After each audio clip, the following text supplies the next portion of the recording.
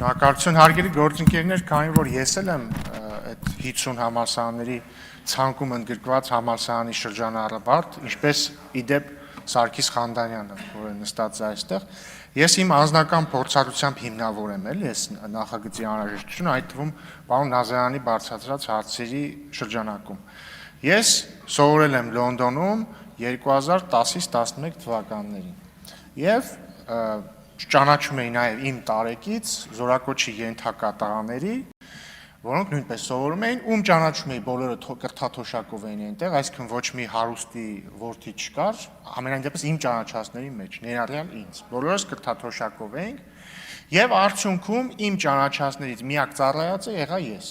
Միակ մարդը, ով եկավ ծառայից, ես էի, սա չեմ ասում, որ ես լավն եմ մյուսները, բանն եմ ասում, էլի, այսինքն իմ ճանաչած պայմանական 10 հոգի էի ճանաչում, 10-ից մեկն է ծառայել։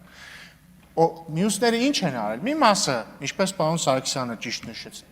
ընդունվել են ասպիրանտուրա, նույն օրինակ համալսարանում կամ այլ համալսարանում Անգլիայում եւ դրա հիմքով ազատվել են։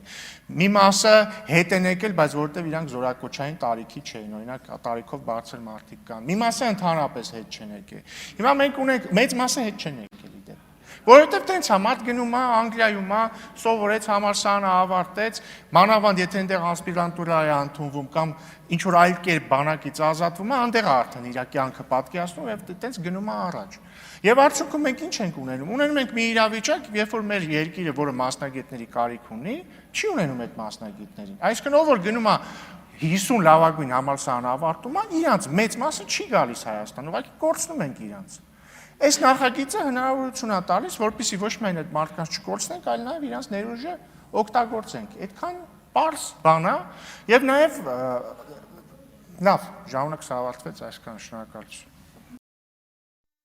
Հավանիր տեսանյութը եւ բաժանորդագրվիչ նորությունները բաց չթողնելու համար։